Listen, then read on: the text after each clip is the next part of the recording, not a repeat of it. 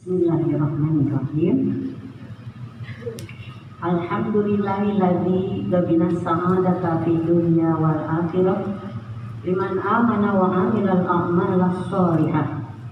Asyhadu an la ilaha illallah wa anna muhammadar rasulullah hadanin nasa ila siratim mustaqim liman salakahu fazabil izzi wan na'imil muqim. Amma ba'du. Segala puji milik Allah yang menjamin kebahagiaan di dunia dan di akhirat bagi barang siapa yang beriman dan melakukan amal soleh. Saya bersaksi tiada Tuhan yang wajib diibadahi selain Allah, dan saya bersaksi sesungguhnya Nabi Muhammad adalah hamba dan utusan Allah yang menunjuki kita kepada jalan yang lurus. Bagi barang siapa yang mengikuti jejaknya, niscaya akan mendapatkan kemuliaan dan kebahagiaan yang abadi. Amin ya Allah ya Rabbal Alamin. Ibu-ibu rahimakumullah, bapak-bapak juga, mari kita panjatkan puji dan syukur kehadirat Ilahi Robbi karena kita masih diberikan berbagai macam kenikmatan olehnya.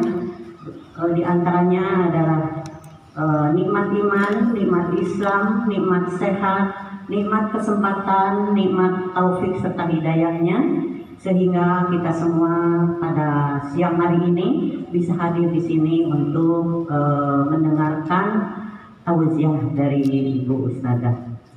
Yang pada saat ini Ibu Ustadzah sudah hadir, Ibu Ustadzah Hafifah Rahmi SPD, ya Bu ya. Selamat datang, atur nuhun karena kasumpingan anak.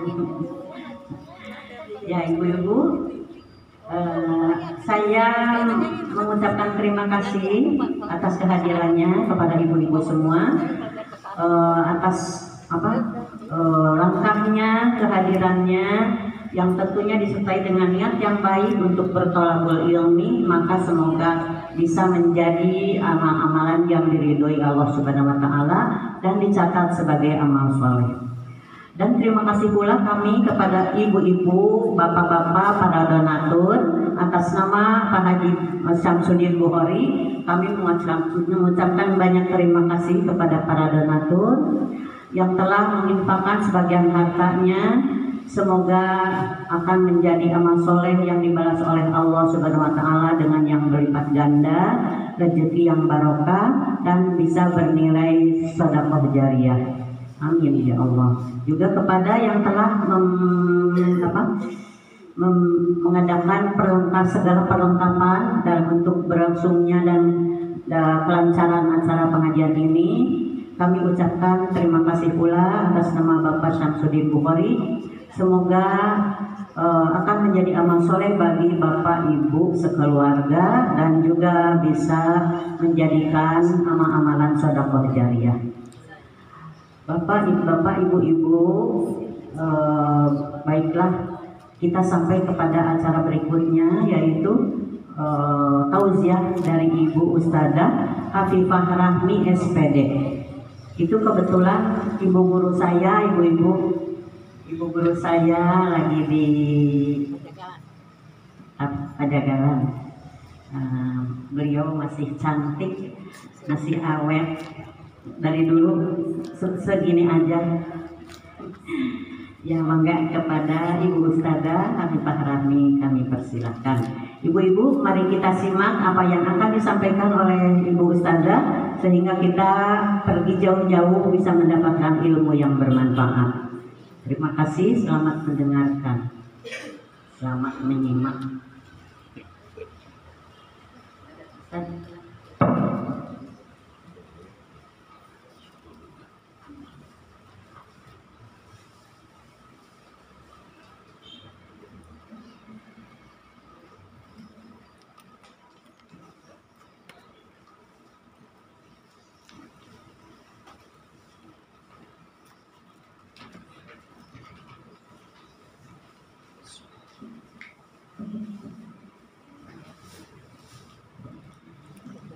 Innal hamdalillah nahmaduhu wa nasta'inuhu wa nastaghfiruh wa na'udzu billahi min syururi anfusina wa sayyiati a'malina may yahdihillahu fala mudilla lahu wa may yudlil fala hadiyalah. Asyhadu an la ilaha illallah wa anna muhammadan abduhu wa rasuluhu alladzi la nabiyya ba'dahu amma ba'du. Bapak Ibu rahimakumullah, alhamdulillah, bersyukur kepada Allah. Hari ini saya diberikan kesempatan melalui Pak Samsudin Bukhari untuk menambah amal bersilaturahmi dengan Bapak Ibu semua di sini. Terima kasih yang tak terhingga. Mudah-mudahan apa yang sudah kita laksanakan pada hari ini betul-betul bernilai amal soleh di hadapan Allah, serta bersama-sama kita mendapatkan ilmu yang bermanfaat yang bisa kita laksanakan dalam kehidupan kita sehari-hari. Apa yang sudah direncanakan hari ini, kita bicara tentang ibu. Tentu saja peran ibu di sini tidak terlepas daripada bimbingan para bapak. Meskipun bapak-bapaknya tidak disebut, tapi sudah termasuk di dalamnya karena pengkondisian para ibu itu ada pada bapak-bapak. Ibu sebagai penentu keamanan negeri. Saya mengajak Bapak Ibu berbicara dengan tema seperti itu. Memang ketika kita melihat kondisi keamanan negeri kita ini semakin hari nampaknya semakin tidak menentu.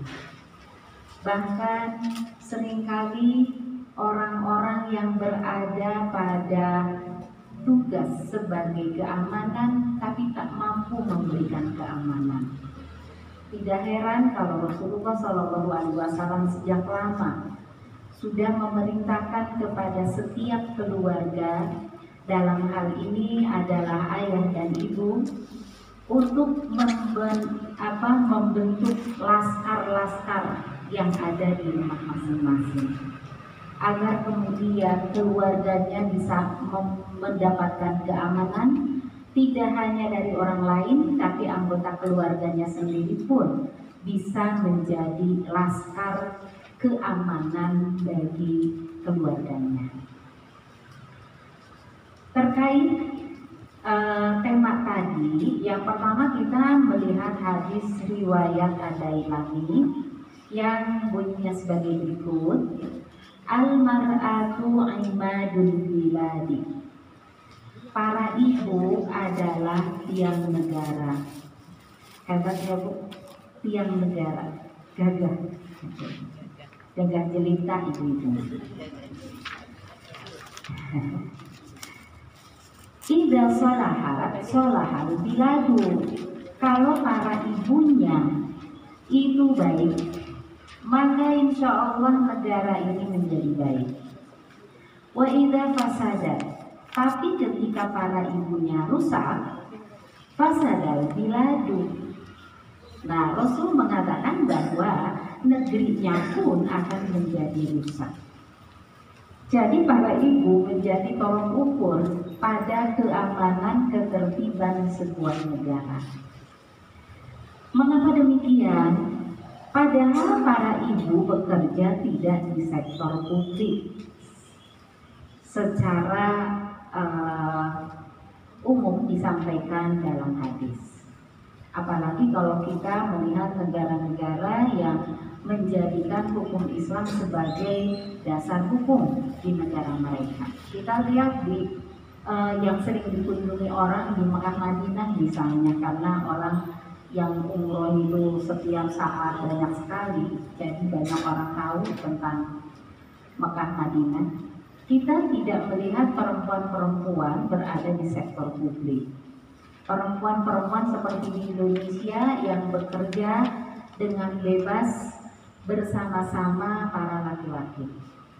Kalau kita lihat di Mekah Madinah itu, yang keluyuran di sana itu para bapak, ibu-ibunya di rumah.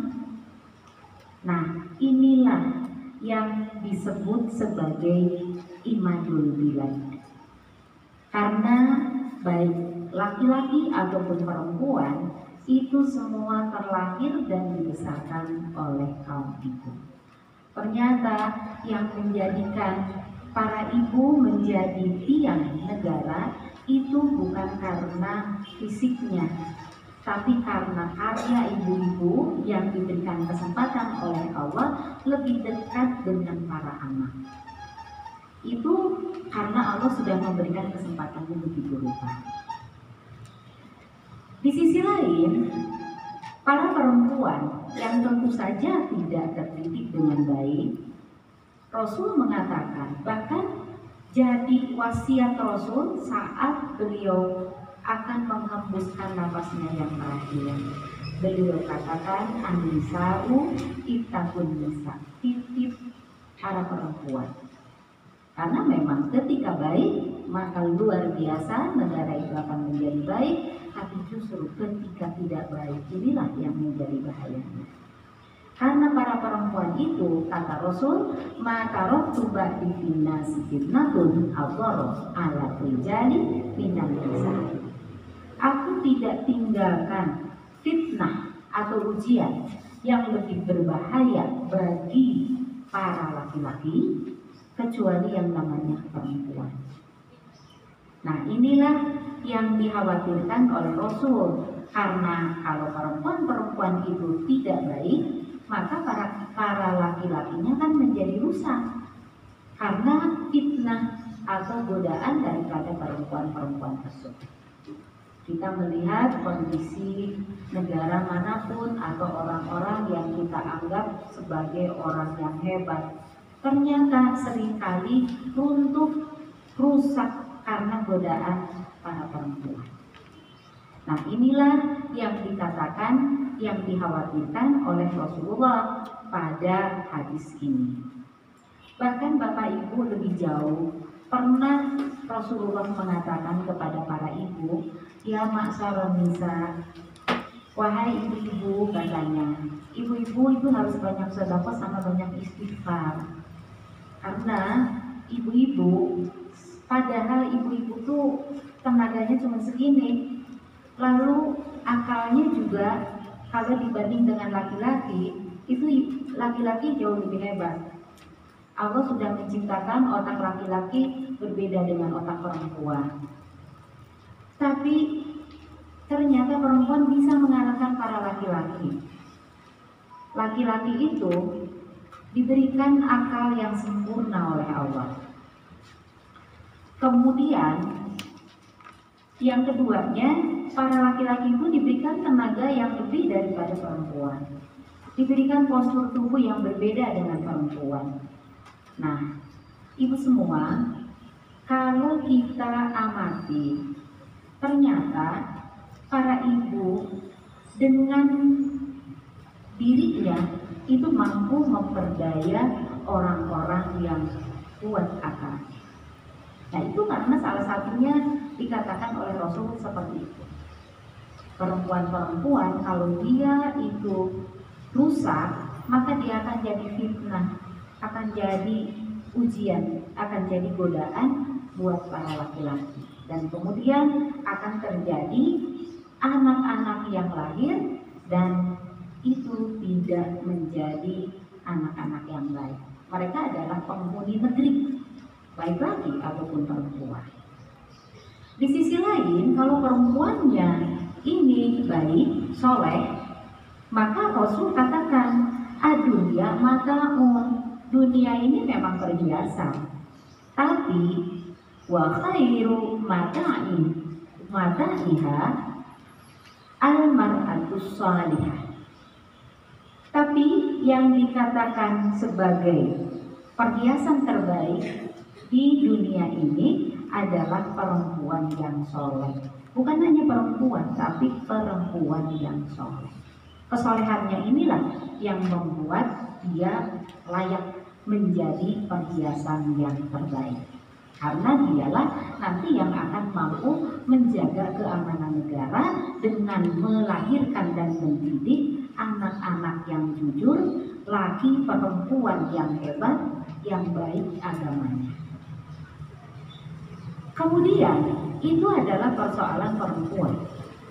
Sekarang kita melihat bagaimana potensi anak-anak. Jadi anak yang bergaul dengan seorang perempuan ialah ibunya.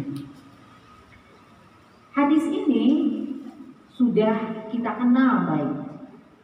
Kullu mauludin yuladu alal fitrati. Setiap yang lahir, anak yang lahir itu terlahir dalam keadaan fitrah. Selama ini banyak orang mengartikan fitrah itu bersih, katanya suci, seperti lembar kertas yang belum ada apa-apanya. Itu tidak salah. Tapi hari ini saya akan tambah informasinya. Kalau kita menerjemah kata yang ada di dalam Al-Quran atau hadis, maka kita butuh kamus khusus. Kalau Quran kita bisa melihat di dalam Mu'jam Mufradat Al-Fazil Quran. Untuk dari hadis kita juga bisa melihat definisi-definisi tersebut pada buku atau kitab yang namanya At-Ta'rifat. Di situ kita akan temukan apa yang disebut dengan fitrah. Yang selama ini kita pahami itu juga tidak salah. Info berikutnya adalah yang namanya fitrah adalah al-jibilatul mutahayyi'atul liqabuliddin.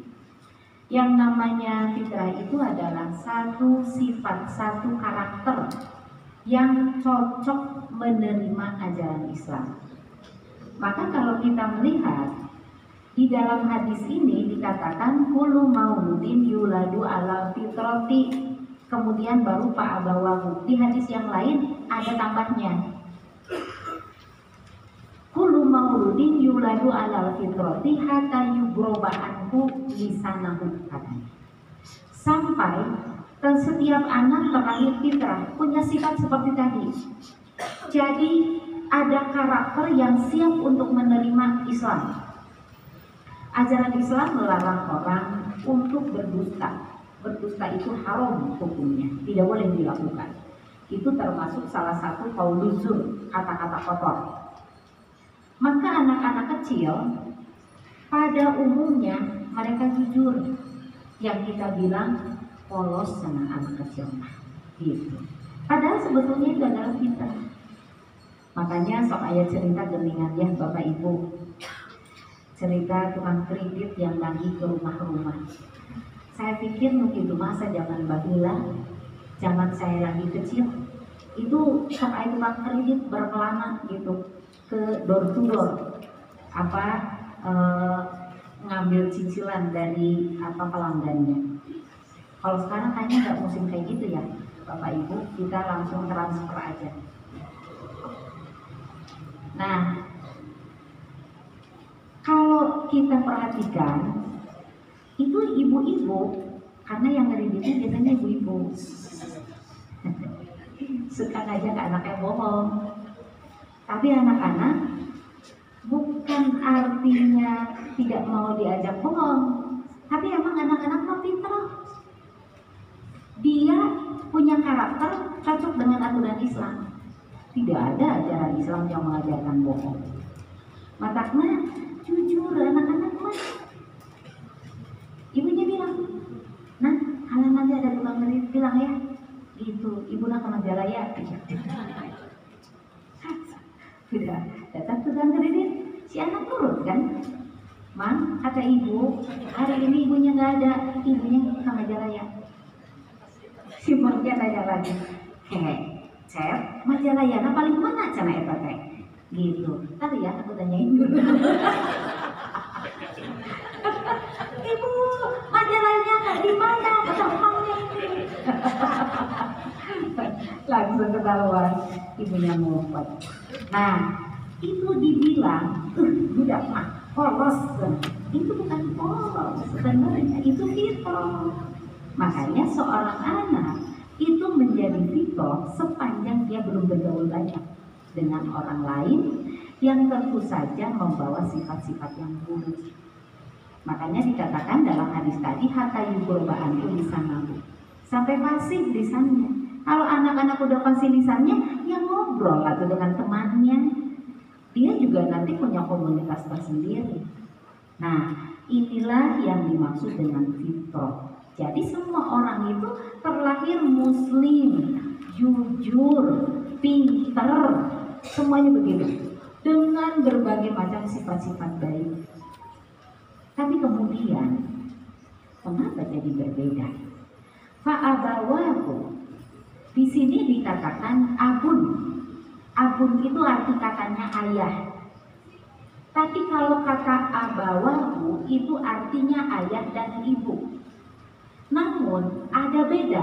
Ayah dan ibu yang diartikan abun, umun, sama orang tua yang artinya walid. Kalau walid itu adalah orang tua biologis yang melahirkan. Ada orang melahirkan tapi kekerasan ngurus, kan dibuang bayinya karena tempat sampah. Sering kita lihat di media massa menyatakan begitu. Nah, ibu yang melahirkan bayi itu adalah ibu biologisnya. Itu bukan sekedar abun. Itu namanya walid dalam istilah hadis. Walid adalah orang yang menyebabkan dia lahir. Tapi kalau abun atau umun itu adalah orang yang mengasuh. Apakah diasuh oleh walidnya sendiri atau diasuh orang yang lain? Karena ada ibu-ibu yang mengasuh anaknya sendiri. Ada juga ibu-ibu yang meminta tolong kepada orang lain untuk mengasuhkan anaknya, kan? Gitu. Nah, kalau yang mengasuh itu namanya abawahu. Para pengasuhnya lah yang menyebabkan anak itu jadi nggak fitrah. Malah dia jadi yuhawidanihi aw yumajjisanihi aw yunasiranihi. Yang bikin anak itu menjadi Yahudi pada akhirnya, jadi Majusi atau jadi Nasrani. Itu bagaimana pengasuhannya? Apakah fitrah ini akan terus tumbuh dengan baik atau malah hilang? Maka tumbuhlah hal lain, jadi Majusi, Yahudi atau Nasrani. Padahal semua terlahir muslim.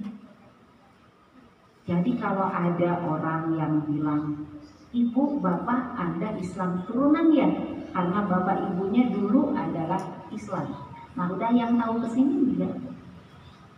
Semua orang apalagi udah baca dalam Quran surat Ali Imran, di situ sudah dijelaskan bagaimana Allah Subhanahu wa taala mengajak atau melahirkan orang-orang itu semuanya syahadat dulu. Beningan asa teu emot atau boro-boro ketika masih di dalam kandungan, udah lahir aja waktu kita kecil teu emot, kita melakukan apa gitu. Dengan adanya alat-alat canggih zaman sekarang, orang itu diukur otaknya, apa saja info yang ada di dalamnya. Ternyata info itu ada, tapi orangnya lupa. Kan kita juga boro-boro yang waktu kita masih dalam kandungan, kita udah dewasa aja, aduh mohon bilak deui, mau jemput teman kalah katenang kak, datang ke tempat pengajian sendiri, tiba-tiba temannya datang, ada ibu apa ibu boleh nyampur ke abi gitu, hilang gitu. Nah, info itu kalau kita diukur pakai alat ukur yang canggih itu ketahuan. Cuma kenapa kita lupa ya? Gitu. Itu karena kita tidak membuka pustaka tempat informasi itu disimpan. Sering atau karena kitanya buru-buru, karena kitanya sedang grogi, itu pelajaran besok jantan hadilah. Gitu. Ya, saya kalau lagi ngajar kayak gitu, Bapak Ibu, anak-anak, kita cek ya apa yang sudah kita hafal dari Al-Quran. So, sini ke depan, kamu jelaskan kembali. Karena udah di depan tidak, nyarios. Alah, ada lupa. groginya karena melihat wajah teman-teman menatap dia, itu tatapannya seperti menghujam ke ulu hati. Bikin grogi kan? Kalau orang udah grogi, ya jelas grogi itu makan energi. Tenaganya tidak bisa dipakai untuk membuka pintu pustaka karena sudah habis dipakai untuk menetralisir kegrogiannya itu. Nah, orang lupa juga sama seperti itu. Jadi infonya bukan nggak ada, tapi ini lemarinya kok nggak bisa dibuka, jadi kita nggak bisa ambil isi lemarinya. Ternyata ketahuan, oh iya benar, ada orang itu pada saat usianya sekian menjelang dia lahir, dia sumpah di hadapan Allah, alastu bi rabbikum. Orang itu, si bayi itu mengatakan bala syahidna. Maka semua orang terlahir muslim karena dia sudah syahadat. Sampai ada orang yang maksa kita, sama tuh ibu syahadat dulu, bapak syahadat dulu. Syahadatnya di mana? Di sini, di hadapan gurunya. Hari gurunya syahadatnya di mana? Di hadapan gurunya. Hari gurunya guru, di hadapan gurunya guru. Jadi ribut. Nah, kita akan dengan mudah menjawab, enggak, saya sudah syahadat di hadapan Allah. Jadi semua orang terlahir itu fitrah. Maka kalau kita nemu bayi, padahal itu sebenarnya bayi orang kafir itu yang dibuat. Tapi ketika kita ambil, lalu kita jaga fitrahnya, dia tidak harus syahadat. Seperti kalau kita lihat di kalangan sahabat Rasul, semacam Ibnu Abbas, Ibnu Umar, gitu, atau Anas bin Malik. Itu Malik kafir. Anas waktu itu ibunya kan Ummu Sulaim namanya. Karena bapaknya nggak mau masuk Islam, jadi tidak bisa bersatu dengan istrinya sebagai suami istri. Maka jadi terpisah mereka. Akhirnya Anas ikut ibunya. Tapi Malik, sang bapak ini tiap hari mencoba untuk menculik Anas untuk dia bawa. Sampai Ummu Sulaim takut anaknya hilang, maka dia titipkan bersama Rasul. Itu masih kecil. Maka Anas ini kemudian terjaga terus fitrahnya, dan ketika dia sudah dewasa, dia tidak baca lagi syahadat karena memang dia tidak pernah keluar dari kemusliman. Nah, secara potensi agamis, anak-anak itu semuanya begitu. Bahkan kalau kita baca di ayat yang lain, Bapak Ibu, ada ayat yang seperti ini bunyinya. Fa'alhamaha ujuraha wa taqwa. Kami ilhamkan kepada setiap bayi yang mau lahir jalan takwa dan jalan durhaka. Jadi sebetulnya untuk menjadi iman sama menjadi kafir itu 50-50 kemungkinannya. Mudah jadi kafir, mudah juga jadi tetap menjaga kemusliman. Nah, itu sebabnya Allah katakan faman syaa falyakfur faman syaa falyu'min. Kalau kamu mau silakan kamu jadi muslim. Kalau kamu mau kafir ya silakan, itu mau urusan kamu. Yang jelas, untuk apapun yang dilakukan orang-orang kelak akan ada pertanggungjawaban. Dan apa yang terjadi pada hari-hari yang akan datang itu sangat bergantung dengan apa yang terjadi pada hari ini. Mari kita lihat sekarang bagaimana potensi anak-anak. Potensi anak-anak secara otak ini diteliti, yang meneliti bukan orang muslim Bapak Ibu.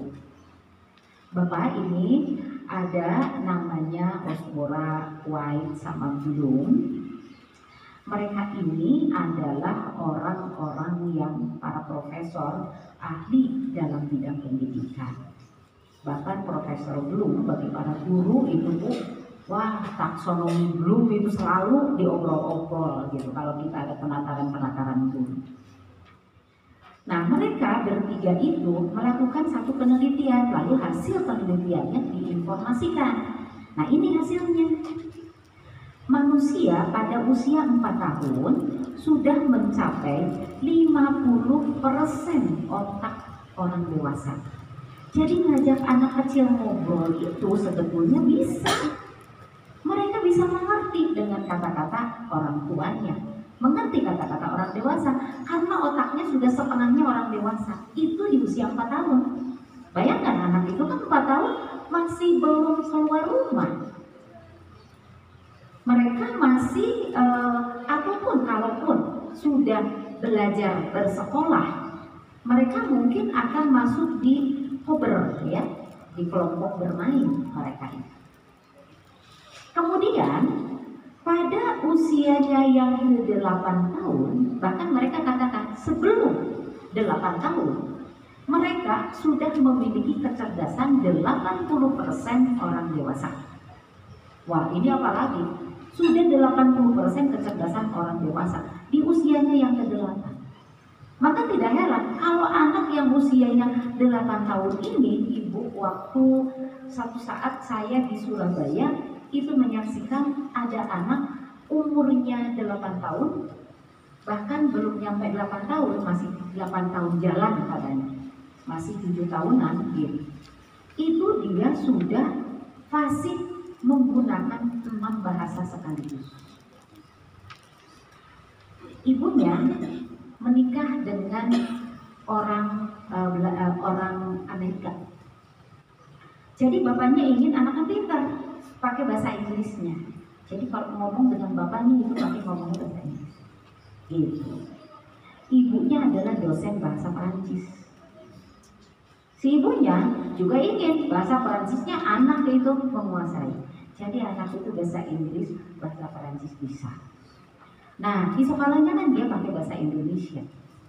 Pakai bahasa Indonesia juga karena dia orang Muslim, juga belajar bahasa Arab. Sudah 4 kan belajar itu.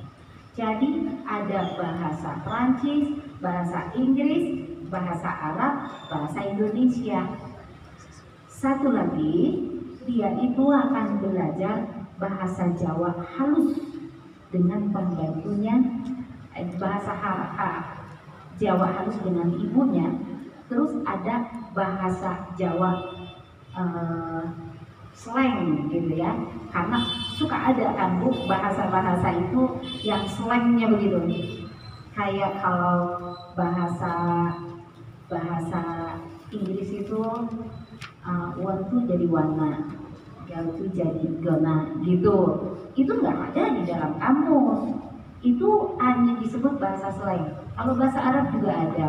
Bahasa Arab itu al-ma'u air. Tapi mereka bilangnya bukan al-ma'u, moya. Iya, mereka bilang begitu, moya. Kalau kita lagi di sana lagi umroh, gitu, mereka moya. Kalau mau kasih kita air gitu, moya. Gitu.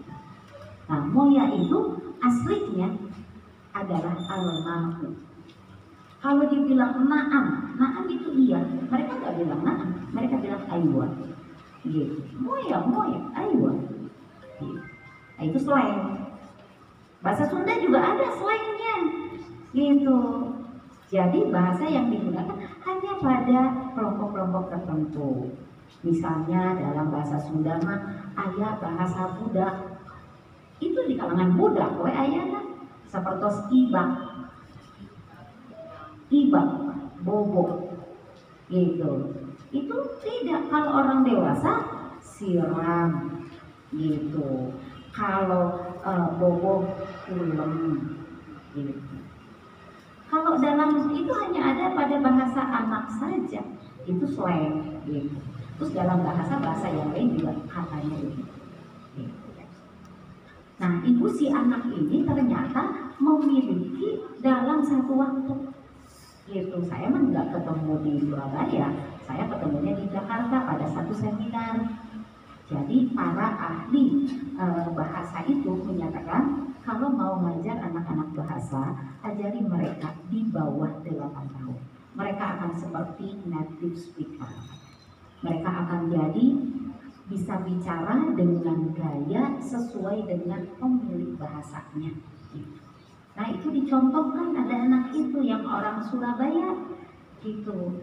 Terus keluarganya juga pada datang di situ. Dia ngobrol dengan bapaknya pakai bahasa Inggris fasih biasa. Logatnya seperti logat bapaknya. Gitu. Saat ngomong bahasa Perancis juga sama seperti itu. Dengan ini. Lalu pembantunya ngajak ngomong bahasa Jawa biasa gitu, bahasa Jawa orang Jawa Timur, ya kayak begitu. Tapi kalau ngomong bahasa Jawa sama ibunya halus. Ya buat saya yang orang Sunda masa era rasaan, Bapak Ibu, gitu. Itu kumaha halus, apa tuh halus gitu ya nggak tahu. Kalau bahasa Sunda halus sama bahasa Sunda nggak halus saya tahu banget gitu. Dan saya mau orang Sunda. Nah itu potensi anak-anak yang dari 80% ya di usia 8 tahun itu kalau jadi 100%-nya nunggu 10 tahun Bapak Ibu sampai usia 18 tahun. Makanya jangan pandang anak-anak itu gak bisa mikir, jangan pandang anak-anak itu gak bisa diajak bicara gitu. Mereka bisa diajak rembuk. Makanya kenapa kalau kita perhatikan sampai Nabi Ibrahim mau menyembelih anaknya Nabi Ismail, itu berapa usia Nabi Ismail?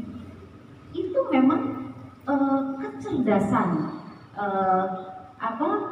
kecerdasan otaknya itu sudah hampir 100%. Karena itu usia belasan tahun, gitu, antara 12-14 tahun. Bapaknya kan sampai ngomong ini, nah Bapak mimpi nak, gitu. Allah itu bicara gini. Itu kan mau membeli anaknya, gitu. Lah menurut kamu bagaimana ya nak? Apa Bapak harus ikuti aja kata Allah apa enggak? Gitu. Nah si anak bisa memutuskan kan? Ya abati al-matu marusatajibuni insyaallah minas-shabirin. Ayah lakukan saja, karena itu perintah Allah. Tenang aja, Allah akan temukan aku sebagai orang yang sabar. Siap kok aku menerima. Gitu. Kan diajak mikir yang memutuskan anaknya, bukan bapaknya. Nah, ini adalah satu cara yang dilakukan oleh Nabi Ismail kepada Nabi Ibrahim untuk menyatakan bahwa dia paham dengan apa yang dikatakan bapaknya. Bapaknya juga tahu bahwa seperti itu. Nah ini hasil penelitian. Maka sangat banyak yang bisa dilakukan oleh para bapak, para ibu di rumah dengan menghadapi anak-anaknya. Kalau kita lihat ya Bu, lain sekali anak-anak kita di usia seperti usia TK, usia SD dengan anak-anak Palestina. Hideng, bahasa Sunda nama anak-anak Palestina gitu. Memang mereka itu pasti akan mampu berpikir karena suasananya beda. Mereka tidak ada yang boleh bermanja-manja, usung gitu. Anak-anak kita kan masih manja, datang ke TK masih harus ditunggu bu ibu. Nah, kemana-mana main gitu. Anak di sana enggak. Anak-anak yang masih balita saja, usia 5 tahun, dia harus ngurus adiknya yang baru, tapi bisa gitu ya karena keadaannya menuntut begitu gitu. Itu diantara karena memang mereka sudah memiliki kecerdasan yang bagus yang Allah berikan kepada mereka. Tapi kemudian kita coba lihat lagi bagaimana potensi otaknya. Nah, ini adalah ranahnya para ahli neuroscience. Kalau Bapak Ibu suka mendengarkan ceramahnya Ibu Aisyah Dahlan, beliau adalah salah seorang neuroscience, ahli ilmu otak. Maka kalau ceramah itu pasti ilmu otaknya pada keluar. Hasil penelitian, dan ini sudah dipublish, sudah diumumkan. Hasil penelitian tidak hanya Ibu Aisyah Dahlan, tapi penelitian banyak orang. Ada berbeda anak laki-laki dan anak perempuan. Sehingga bagaimana para orang tua harus mengarahkan. Otak kalau kita perhatikan lewat gambar janin yang ada di dalam rahim para ibu. Ibu kalau kita lihat kan pertama kali kepalanya yang gede. Kepalanya agung pisan. Tapi tubuhnya kecil. Nah, itu karena memang otak adalah organ yang segera disempurnakan, segera dibuat.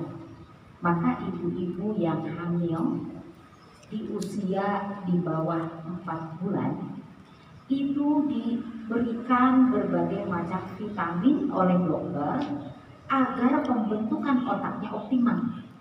Karena kalau enggak, nanti akan ada sesuatu yang susah.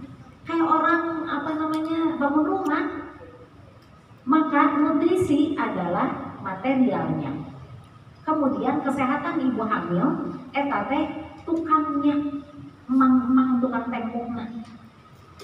Lah kalau ibunya sakit, berarti emangnya libur, tidak bisa kerja, itu akan terhambat. Atau kalau ibu hamil kurang nutrisi, emangnya jag-jag, tapi mana bahannya, emang jadi nganggur nanti. Nah, keduanya harus ada supaya pembentukan otak, karena dikejar waktu ini dalam sekian bulan itu harus selesai. Ya jelas semuanya sudah harus tersedia. Inilah hasilnya. Para laki-laki kan otak itu katanya ada otak kiri, otak kanan ya Bu ya. Nah, otak kiri, otak kanan. Itu di tengahnya ada namanya corpus callosum. Ternyata corpus callosum itu sebagai jembatan yang menjembatani otak kiri, otak kanan. Otak kanan itu lebih ke arah perasaan, bermain gitu. Tapi kalau otak kiri mah otak-otak yang sifatnya harus berpikir, menghafalkan nama. Kalau melihat garis juga garis-garis lurus, itu adanya di otak kiri. Makanya para guru diajarkan sama gurunya guru untuk mengajari para siswa itu jangan cuma tulisan hitam melulu.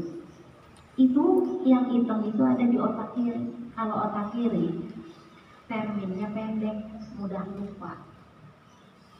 Tapi kalau yang warna itu adanya di kanan. Makanya orang suka warna-warni gitu. Bayang di sini kalau warnanya hidup sadayana Bu, pasti terame gitu. Nah, mengapa? Karena seni lengkung-lengkung itu adanya di otak kanan. Dan ini terminnya lama. Kalau mengingat itu lama. Saya dulu sempat di kelas bareng-bareng di kelas. Lama sekali kita gak ketemu gitu. Saya kenal wajah. Mengapa? Karena wajah itu gambar, ya. Tapi kalau namanya kadang-kadang sok lupa lagi.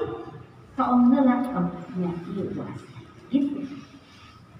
Kalau namanya kadang kita lupa, tapi wajahnya kenapa tidak lupa? Da apal ieu teh budak ieu teh aya di sekolah ini teh murid saya, tapi sahanya namanya budak ieu teh budak IPS hiji tah gitu. Tapi sahanya namanya. Nah, kalau namanya sok kada ingat. Tapi kalau wajah ingat, karena wajah itu gambar. Adanya di otak kanan gitu. Kadang saya lihat, kamu kok asa aja yang di kelas IPA wajahnya kayak kamu? Saudara kamu? Iya Bu, itu saudara saya. Kan wajahnya sama, ingat saya gitu. Cuman kamu namanya siapa? Aku namanya Vicky Bu, gitu, karena baru ngajar anak itu. Tapi kakaknya saya sudah ngajar dari tahun kemarin. Matika namanya, ini Vicky, ini Vika, gitu. Oh pantesan wajahnya sama, kamu adik kakak. Jadi ingat gitu. Atau kadang-kadang kalau ada murid-murid baru, nah wajah kita asal mengingatkan kepada si Anu, kamu ada saudaranya di sini, gitu. Ada Bu, si Anu, wajah mah ingat. Padahal anaknya sudah lama, gak ada. Tapi kalau namanya lupa, karena nama ada di otak kiri. Nah, itu otak kiri, otak kanan. Otak kiri, otak kanan manusia itu dihubungkan dengan corpus callosum. Untuk laki-laki itu lebih tipis dibanding dengan ibu-ibu. Ibu-ibu mah tebal. Makanya otak kiri, otak kanan ada nyambung. Itu karena ada jembatannya. Nah, di sini para ibu, para bapak jadi tahu bagaimana harus mengarahkan anak-anak. Makanya anak-anak, otak kiri anak perempuan, otak kiri otak kanannya itu berkembang bersamaan. Gitu. Gak heran, otak belajar kan ada di otak kiri, otak bermain ada di otak kanan. Nah baru ibu mungkin bisa lihat anak-anak, kalau ibu punya anak yang laki-laki, tak amang wae, hese diseriuskan gitu, itu terus kayak begitu, dugi kita 18 tahun menilangi ngantos anak. Iya, karena laki-laki itu harus kreatif. Itu adanya di otak kanan, gitu. Para laki-laki itu diciptakan sebagai pemburu, maka harus kreatif. Dengan banyak cara dia melakukan satu kegiatan, gitu. Nah, kalau ibu-ibu otak kiri, otak kanannya itu soknya itu. Makanya ibu dulu sok cara bisa fokus. Jadi dia punya hadir merhatikan gitu. Ya jelas atuh ari merhatikan sagala mah jangan sak disewa gitu. Makanya ya begitu itu. Ini hasil penelitian juga. Ibu, bapak suka ada tukang rias kan laki-laki. Ternyata tukang rias laki-laki itu jauh lebih aktif daripada tukang rias perempuan. Karena otak laki-laki nggak bisa fokus. Jadi lamun tekun teh tekun karena jembatannya tipis. Beda sama ibu-ibu. Sok aringet kana sagala, karena eta ibu-ibu mah seueur gangguanana maka kudu seueur istighfar ya. Gitu dalam mun salat oge ingat ka dieu, ingat ka dieu. Aya suara motor make jeung dihitung eta keur salat tol. Kayak aja teh motor ade atau motor kakak gitu. Nah, ada motornya Honda, kakak motornya Suzuki, beda, itu didengerin aja. Jadi wepomo itu sebenarnya rokaan. Kalau kuat ibu-ibu itu anak perempuan. Dua-duanya berkembang sama, barengan.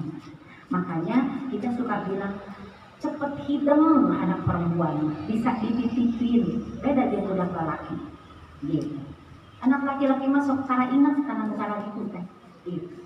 Nah, itu memang karena dari otaknya sendiri, berawal dari situ. Sepanjang saya kan ngajar, saya punya murid TK juga, sampai saya ngajar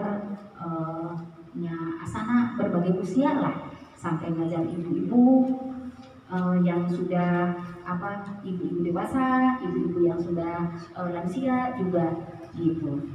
Nah, teh kalau dilihat-lihatnya dari TK sampai aliyah di mana saya ngajar, teh juara umum nah teh daftar apa makan perempuan, dari berapa ya? Dari 12 kelas tahun kemarin yang juara 1 ngan hiji. Kan di kelasnya ada ini ranking terbaik di kelasnya, nilai tertinggi gitu. Tabu yang 11 kelasnya semua perempuan. Ngan hiji aya di kelas agama hiji anak laki-laki. Di semua kelas perempuan semuanya. Minoritas jadi laki-laki. Wah, eta mah soleh pisan budak eta mah gitu. Jadi nilainya tertinggi di kelasnya.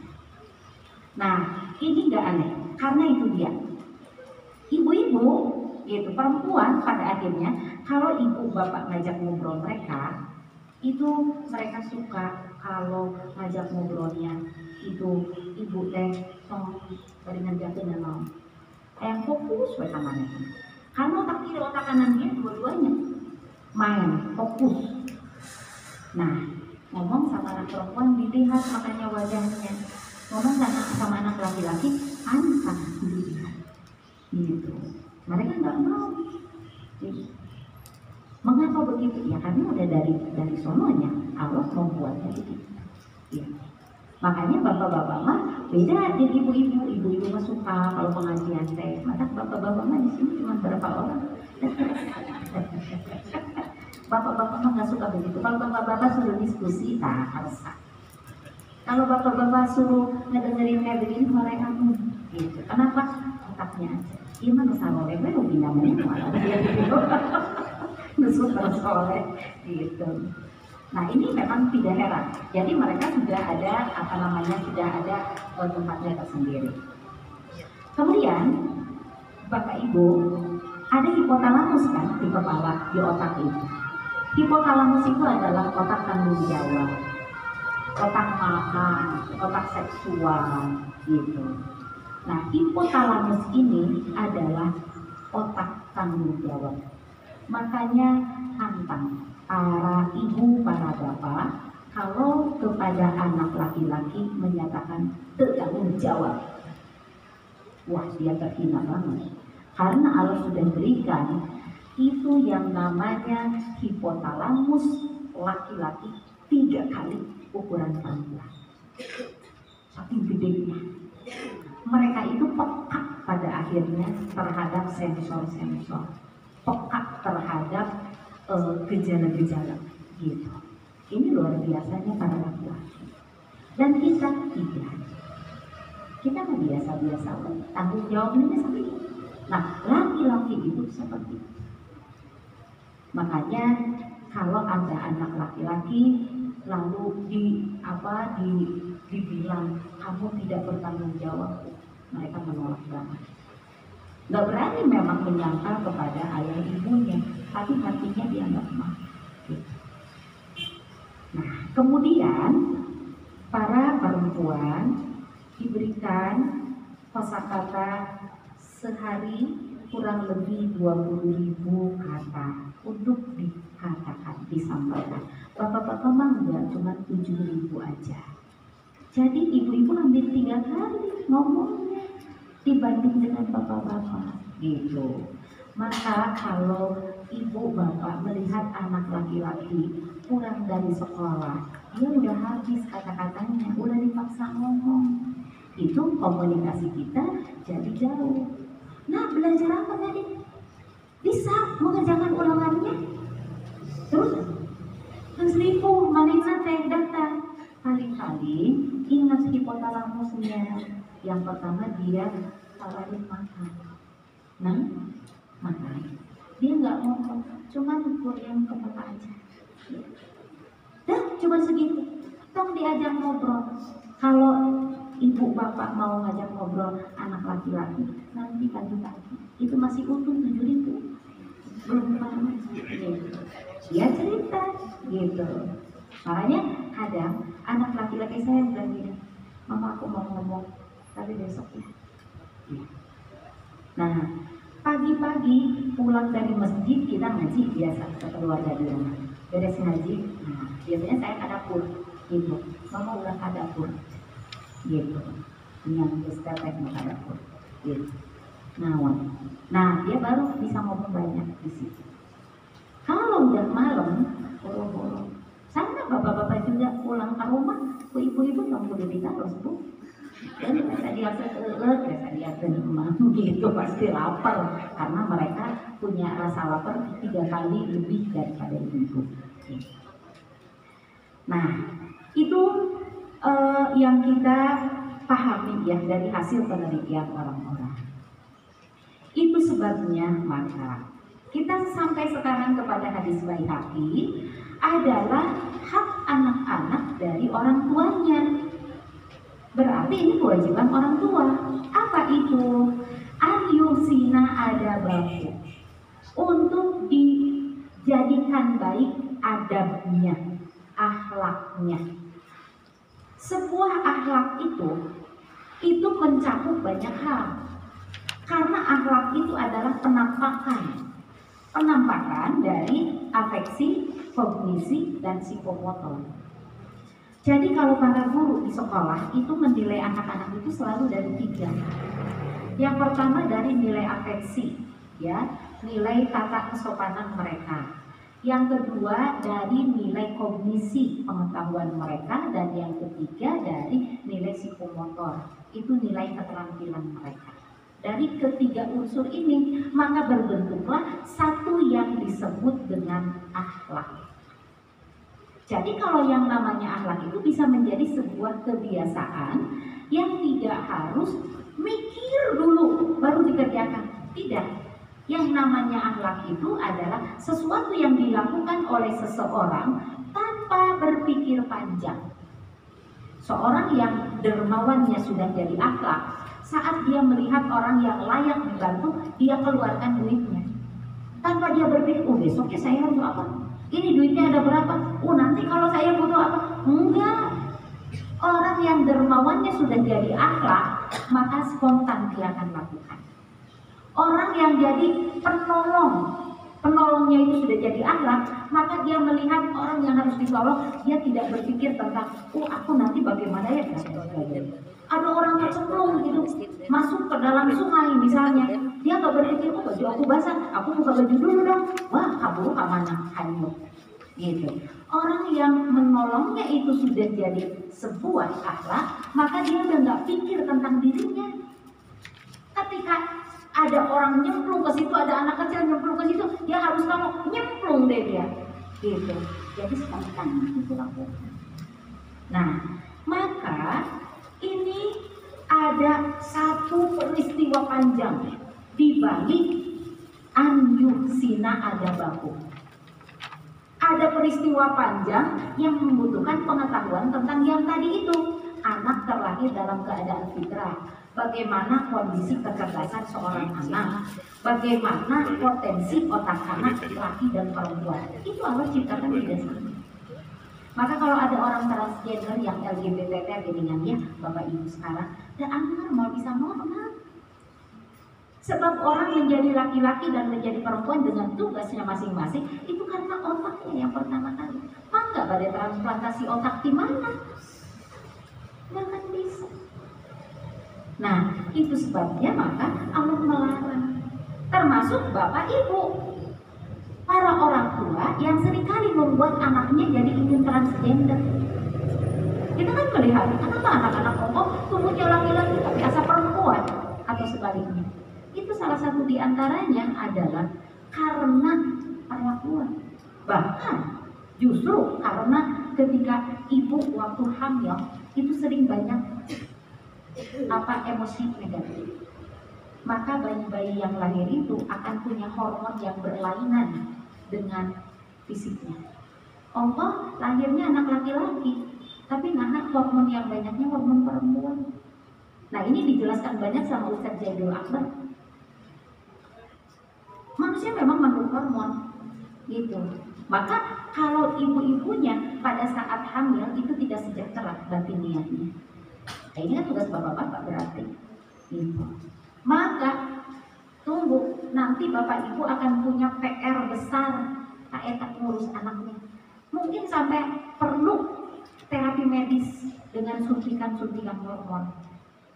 Ini kan apa anak perempuan, tapi kenapa hormon laki-laki yang banyak nih? Tapi kan jadi tomboy ibu datang. Gitu. Terus ke perempuan, ke keibuan kalau ke Allah perempuan, tapi kebapaan. Nah itu budak kayak begini. Nah bukan tidak bisa diperbaiki, tapi butuh tenaga yang besar. Nah jadi kalau di sini dikatakan anyusina adabahu, anak-anak itu dibaguskan adabnya, berarti ada kisah panjang di belakang itu. Bagaimana para ibu dan para ayah memperlakukan anak-anak itu sampai kelak di usianya yang dewasa, anak itu berada pada posisi yang sebenarnya. Karena waktu istrinya Imran melahirkan, kan dia katakan di situ, Rubi ini wada'tuha unsa. Dia pikir anaknya mau laki-laki, ternyata yang lahir adalah perempuan. Siti Maryam yang lahir. Nah, kemudian Allah bilang, walaisa zakaru al-unsa. Laki-laki itu tidak sama dengan perempuan. Gitu kata Allah. Ya, di antara ketidaksamaannya itu Allah menciptakan orang yang berbeda. Maka laki-laki ditugasi untuk jadi naon? Qawwamuna 'alan nisa. Kalau perempuan diciptakan jadi apa? Melahirkan anak-anak dan mengurus anak-anak. Gitu. Jadi sejak kecil arahnya sudah ke sana. Nah, kalau anak-anak sudah diarahkan sejak kecil, ini perempuan, arahnya keibuan ke sananya. Ini laki-laki, ke kesananya adalah arah kelaki-lakian, gagah, kuat, berpikir luar biasa. Lalu mereka jadi menteri, mereka jadi presiden. Kebayangkan Bu, bagaimana negeri ini kalau mereka-mereka yang jadi. Tapi kalau kenyataannya yang jadi adalah orang-orang yang tidak disiapkan oleh orang tuanya, maka dia mengambil jabatan-jabatan itu karena uang, tidak karena aman, berikhlas. Kalau ikhlas itu karena Allah. Kalau di luar karena Allah, itu mata ikhlas disebutnya. Mereka cari, mereka hitung yang para jadi anggota legislatif aja. Sekarang malah semacam punten ya Bu. Kita lihat banyak artis kan di sana. Ada Krisdayanti di sana. Komentar mana? Kalau ngomongin gaji aja. Gitu. Terus karya dia untuk jadi wakil kita sebagai wakil rakyat, naon atuh. Nah, ini dia. Itu berarti tidak diarahkan lulus oleh orang tuanya. Maka pantas kalau dikatakan pada hadis yang pertama bahwa ibu-ibu adalah tiang negara. Kalau ibu-ibunya benar, pasti benar mengatur anak-anaknya. Kalau enggak, ya begitu. Makanya ada satu hadis yang saya tidak sempat tuliskan di sini. Ada 4 katanya sumber kebahagiaan buat para bapak. Yang pertama, punya istri soleh dia. Istri yang solihah itu pasti dia melahirkan anak-anak soleh. Karena pendidikan itu dimulai sejak bayi dalam kandungan. Bayi-bayi yang terlahir temperamental itu gara-gara ibu yang emosi negatifnya banyak.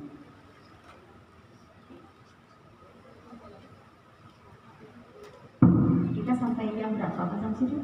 1 jam. Sekarang sudah jam 11.16. Sampai 11.30 saja ya Bapak Ibu. Ya. Kita lanjutkan. Jadi dikatakan bahwa istri-istri yang soleh itu adalah sumber kebahagiaan bagi para bapak. Karena nanti dia akan memiliki anak-anak yang soleh juga. Tapi anak yang soleh harus dijaga. Pakai apa? Pakai khulafa solihinah. Ini yang ketiga. Teman-teman yang soleh, bapak dan ibu harus mengatur para anak agar mereka berteman dengan orang-orang soleh.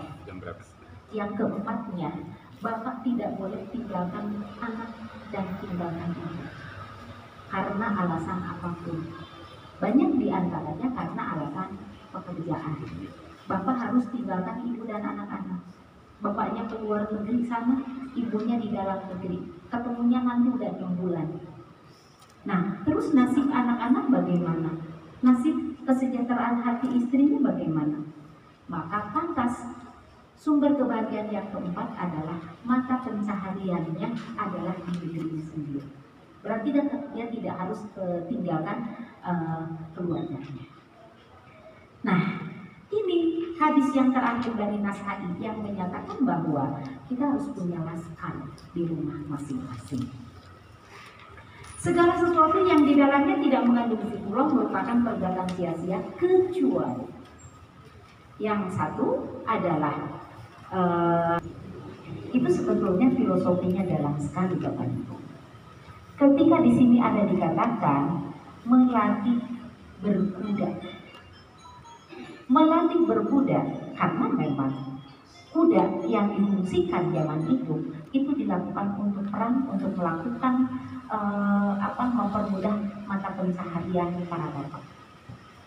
Itu adalah berlatih kuda. Salah satu filosofi yang kita bisa ambil adalah anak-anak itu piawai dalam mengoperasikan hal sekarang gitu ya, mengoperasikan hal-hal yang mempermudah pekerjaannya di zaman IT saat ini. Nah, anak-anak itu harus diizinkan, harus dilatih bagaimana mereka bisa menggunakan IT dengan baik, bagaimana mereka bisa menggunakan kendaraan dengan baik, bagaimana bisa mengoperasikan hal-hal seperti ini dengan baik. Itu makna yang pertama. Filosofi daripada belajar berkuda, sebuah keterampilan. Tapi memang ya cepat anak-anak dia belajar IT. Cucu saya aja dia bilang, "Nih boleh minjem handphonenya," karena dia baru boleh pegang handphone di hari Minggu. Ibunya sedang ada seminar. "Buat apa? Aku kangen mama." Gak boleh ngomong sama mama. Mama kan lagi belajar. Enggak, cuma mau kirim template aja. Template naon nih, nanti apa lu? Gitu. Template apa? Gitu. Nah, ini template apa? Aku mau kirim gambar nih, tapi aku yang bikin. Gitu. Terus bikinnya kayak gimana? Di sini katanya pinjam itunya handphone. Terus dia mainin, "Nih bagus gak kirim ini kayak ke mama?" Gitu. Aku maknya wah kan kak mama ayah senuan atau akan juga orang marah. Oh ganti pakai ini. Pakai bunga yang ini ya. Gitu. Terus jadilah yang maknanya di situ gitu. "Mama," katanya, "aku kangen." Gitu. Padahal belum lama ditinggalin ibunya gitu. Makanya karena ada acara seminar di Bandung, ibunya sedang seminar, terus anaknya dititipin di rumah saya, Bu, dipimpinnya gitu kan. Si anaknya udah kangen sama ibu, dikirim template. Kita sudah teh namun telepon teh, telepon kayak ini nggak boleh katanya. Udah, cuman itu aja. Pelajaran abdi teh. Nah salah wae lebih salum nih. Nah di sini gitu, ini mau bikin template ajarin gitu. Diajarin nih. Oh deh, berakting kayak dari gitu. Nah kalau dia datang baru bikin template gitu. Nah, ini artinya ajari anak-anak banyak keterampilan yang mereka perlukan untuk mempercepat kebutuhan mereka tercapai. Gitu. Anak saya disuruh meser roti kanggo ami buat ibu saya. Mohon duitnya dibawa dari saya, tapi cicing weh. Kalau kegoyang-goyang tadi na kursi, ari apa? Di warang teh engel atuh mah sakarte kamu ame. Tenang, tukang rotina sakarte ka dieu. Tidak lama kling-klung. Nah, tukang roti. Kling gitu. Misalnya, aku mama zaman ayeuna mah online, mama jangan. Online itu lebih murah daripada kita ngintip. Nih lagi ada promo gini. Mama kan bayarnya udah nggak usah segitu, kan sisanya bisa buat aku. Sudah sering dipulang gitu. Sisanya kan bisa buat aku. Gitu. Nah, mau pelajari yang seperti itu. Jadi kitanya memang nggak bisa, tapi kan ada guru yang ngajarin. Nggak semuanya yang kita mau ajarkan kepada anak-anak kita bisa semuanya kan, gitu. Ya berarti kita juga bantuan orang lain. Itu mengajari anak-anak berkuda. Jangan ragu anak kecil dikursuskan. Mengapa? 8 tahun saja mereka sudah memiliki 80% otaknya orang dewasa. Anak-anak kecil apalagi 4 tahun sudah 50%-nya orang dewasa. Itu Bu, anak kecil sampai luar biasa. Dia bisa lakukan. Jadi jangan khawatir. Ya. Yang kedua, mengajari berlatih memanah. Apa ini? Ini adalah keterampilan bela diri plus keterampilan yang disebut kalau di sekolah itu adalah life skill. Anak-anak itu ada belajar keterampilan, ada pelajaran sekolah namanya keterampilan. Itu adalah life skill. Jadi artinya saat si anak itu berada di mana saja, life skillnya bisa membuat dia dapat uang. Ibu bapak saya ingat satu saat suami saya di PHK kerja. Lah bagaimana mungkin kita yang sudah berumah tangga harus minta uang kepada orang tua, kan malu gitu. Terus kumahannya gitu. Nah maka kita lembut berdua gitu. Apa ya yang bisa kita lakukan? Saya suka jahit. suami saya juga pinter jahit gitu. Ya udah kita buka rumah jahit aja gitu. Nah, jadi kita lihat kita punya tabungan berapa gitu. Kita beli kain, kita bikin pakaian. Suami saya bikin pakaian laki-laki, saya bikin pakaian perempuan gitu. Terus kita lakukan itu sampai kita punya uang tanpa harus meminta kepada yang lain. Kan kita punya kebutuhan. Akhirnya lahir anak-anak, lahir gitu. Kita punya rumah kita dan lain sebagainya. Lalu Allah mentakdirkan yang lain, memberikan rezeki dari cara yang lain. Nah, ini tidak dihilangkan, tapi akhirnya nambah. Saya dulu nggak ngajar Bapak Ibu. Saya di rumah karena suami saya tidak boleh saya keluar rumah karena kudu ngurus anak. Gitu. Jadi saya di rumah. Ya, akhirnya anak kecil, tapi saya juga sambil ngurus karyawan yang kerja jahit di rumah saya. Gitu. Kok jadi bisa tidak harus nyari kerja ke yang lain? Itu life skill. Maka itu yang dimaksudkan adalah yang di sini dikatakan fungsi memanah itu dua, jangan dulu. Untuk perang dengan menggunakan panah, yang kedua memanah untuk berburu. Lalu dari hasil buruannya itu jadi uang nantinya. Maka yang dimaknai di sini dengan belajar memanah adalah dengan belajar life skill. Gitu. Jadi orang itu kemungkinannya jadi kaya, jadi punya banyak uang. Kenapa? Karena dia bisa mencetak uang dengan keterampilannya itu. Dan yang terakhir adalah mengajarnya berenang. Bapak Ibu, di usia saya yang sebentar lagi 60 tahun, jelas lutut saya sudah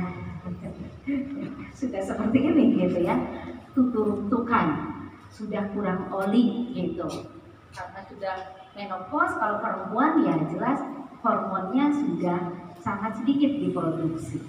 Jadi yang biasa melumasi sendinya sudah tidak ada. Makanya beberapa orang ada yang disuntik pelumas kan gitu, sampai dada bisa jalan lagi. Tapi lama-lama kalau pelumas buatan manusia mah beda dengan pelumas buatan Allah gitu. Itu mah benar-benar KW beberapa gitu ya, bukan ori. Nah, kata dokter, Bu, sekarang Ibu harus olahraga gitu. Apalagi kadang saya vertigo ketika otot-otot punggung saya ini rentan untuk kaku.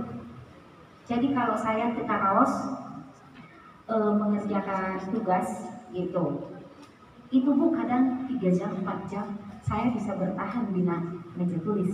Saya ngetik gitu.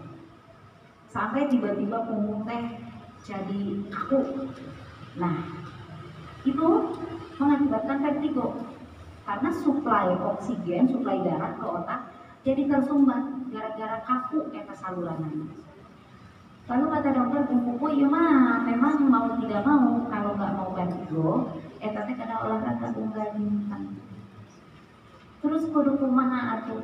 Olahraga setiap hari. Plus juga Bu katanya harus berenang demi lutut Ibu yang sudah seperti ini. Ya kalau jalan di darat kan tubuh kita seberat ini. Kalau jalan di air, tubuhnya jadi tinggal 10% beratnya. Maka kalaupun di air mah haralampang gitu kita jalan. Begitu udah naik, alah berat gitu. Nah, itu berenang apa filosofinya? Olahraga berenang itu adalah olahraga terbaik bagi semua usia, mulai orok sampai minnya. Jadi harusnya kolam-kolam renang itu justru dikuasai kaku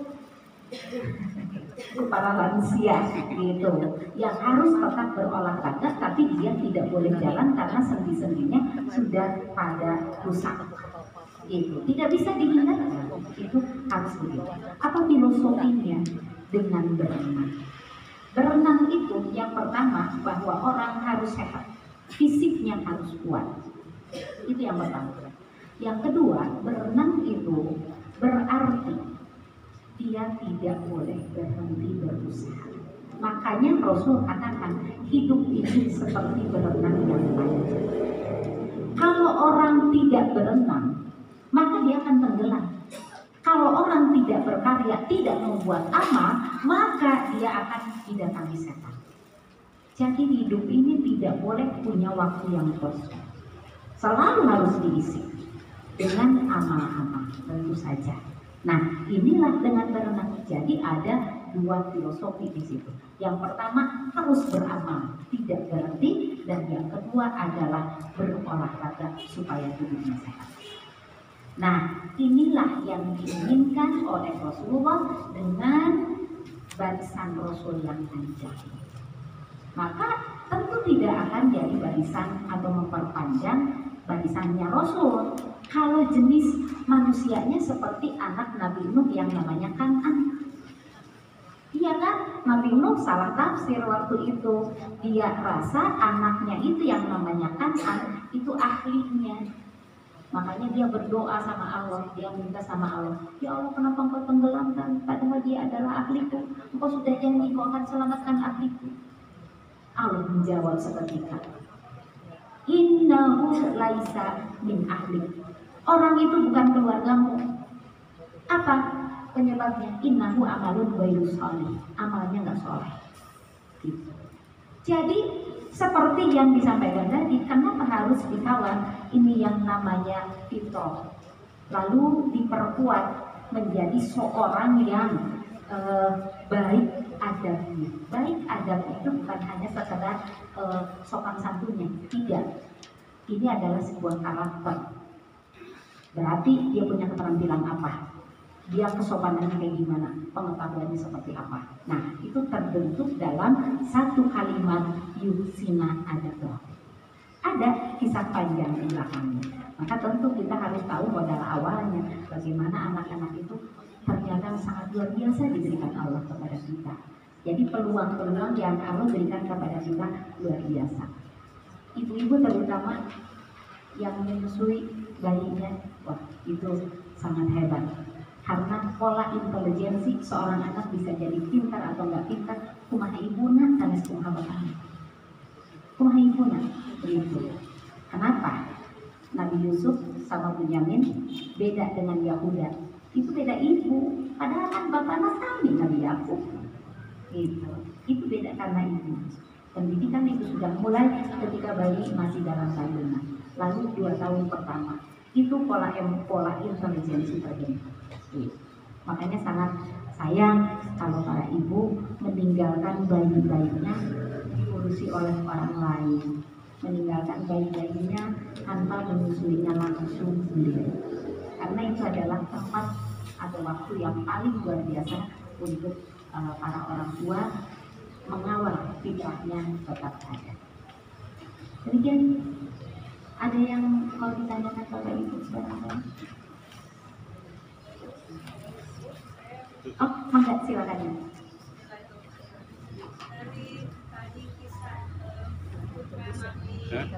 Nabi Nuh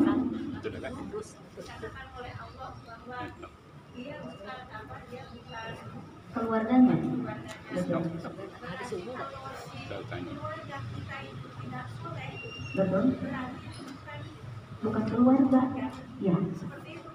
Betul. Jadi yang namanya keluarga ada 2 arti. Keluarga yang pertama itu karena nasab, pernikahan atau kelahiran, ya.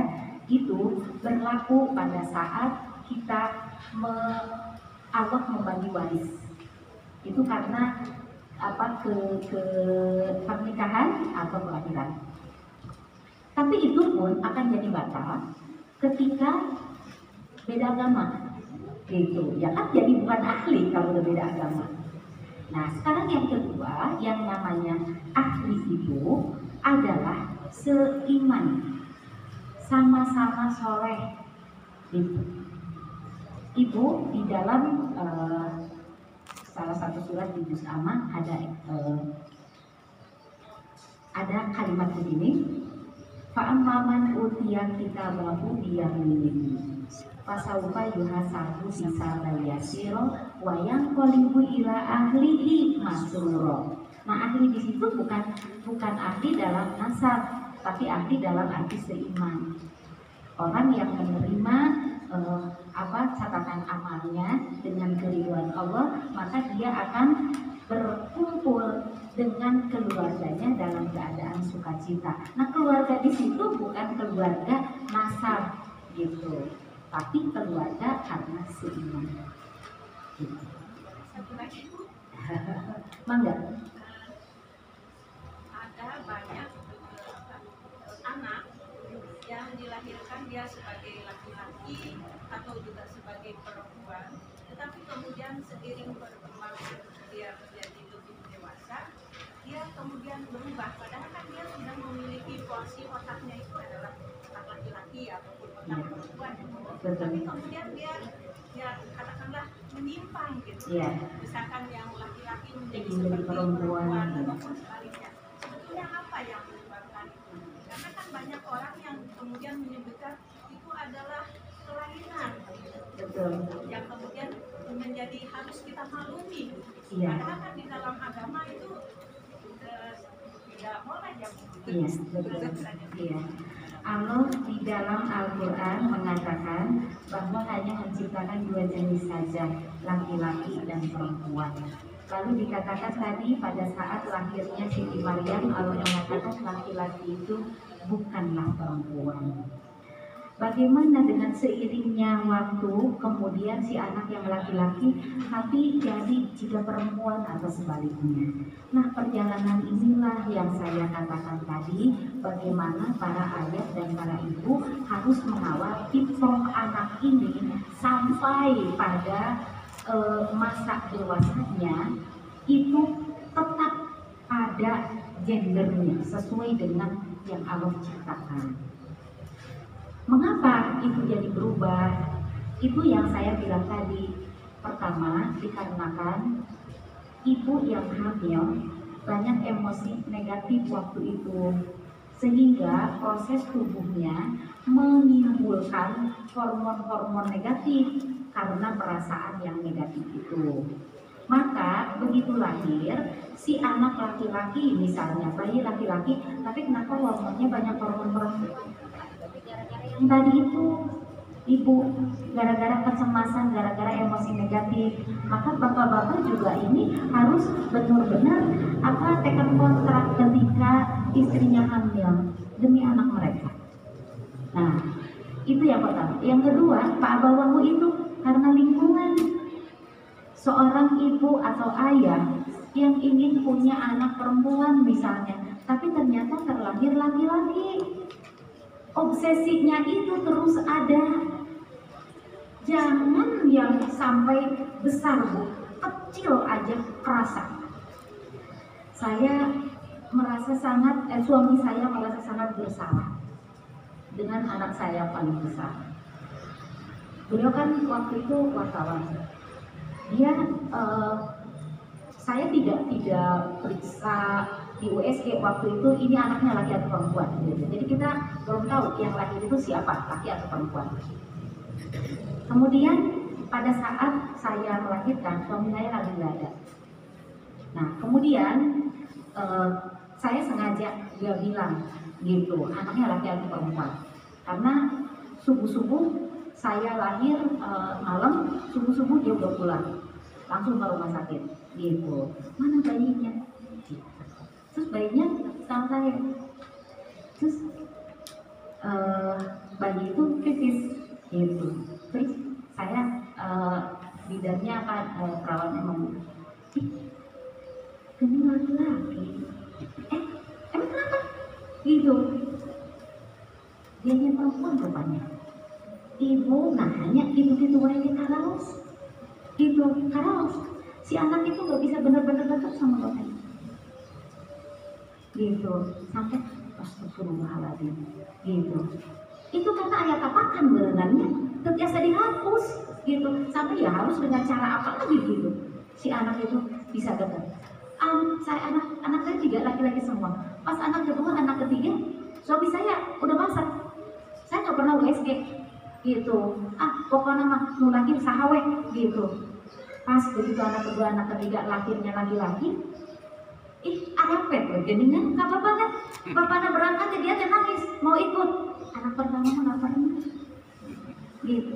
eta karaos gitu. Ada sebuah penolakan. Ini juga sebuah penolakan.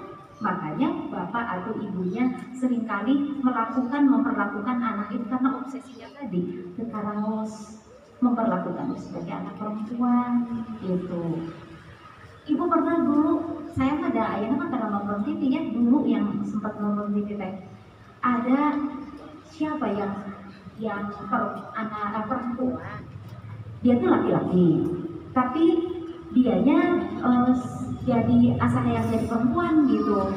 Terus dia itu kena narkoba, kan di penjara kan, jadi polisi teh bingungan dia boleh ditempatkan di sel mana, di sel laki-laki tegelis aku teh gitu, di sel perempuan dan laki-laki dia tetap aja otak laki-laki. Terus saya gimana? Nah, itu karena pengasuhan gitu, karena pengasuhan. Makanya mesti hati-hati. Makanya saya bilang tadi ada kisah yang panjang untuk membaguskan adabnya, mengawal fitrah. Tetap dia pada tugasnya. Kalau dia laki-laki, tugasnya jadi laki-laki atuh. Beda lamun sholat oge di depan laki-laki mah, itu perempuan mah di belakang gitu. Kan harusnya Bu ada yang suami saya kan waktu itu mangkalnya wartawan di Jabat. Ayah jalannya ayah perempuan, tapi si yang jadi lelaki dan pakai baju lelaki gitu. Tapi kalau sholat dia pakai mukena. Iya, pakai mukena. Jadi perempuan aja lah terus sholat. Tapi kalau udah kerja lagi, jika lelaki gitu. Namanya tetap nama perempuan, tapi gaya dia gaya laki-laki. Siga eta Bunda Dorce. Bunda, padahal mah panda kan ya kan, gitu. Tapi kan tetap ada dia kan pada saat meninggal dia minta diurus sebagai laki-laki, tidak diurus sebagai perempuan. Nah, jadi kisah panjang itu Bu yang harus justru tugas daripada para orang tua itu. Ya. Demikian ada sudah berkumbangan, nampaknya harus kita akhiri. Bapak Ibu haturkan, barangkali dari penyampaian yang saya lakukan tadi banyak hal yang tidak pada tempatnya. Semoga apa yang kita lakukan besar manfaatnya untuk kita semua. Aku qauli hadza wa astaghfirullah li wa lakum. Wassalamualaikum warahmatullahi wabarakatuh. Waalaikumsalam.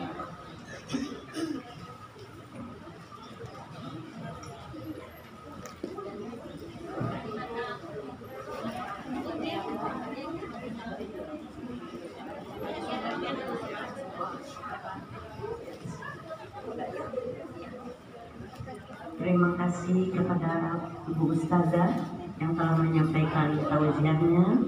Semoga yang disampaikan akan menjadi amal soleh bagi Ibu Ustazah, juga bagi ibu-ibu banyak manfaatnya sehingga bisa dipakai bekal dalam sehari-hari untuk mengawasi putra putrinya.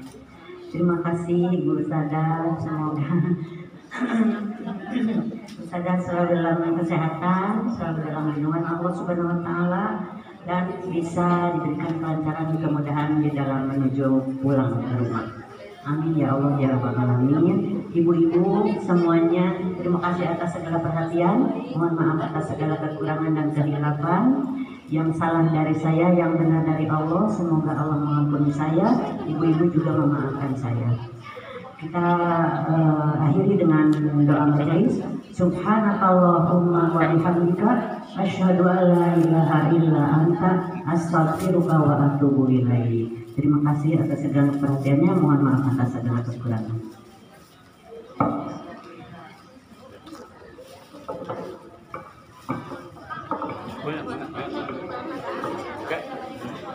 Udah kirim ada. Emang aku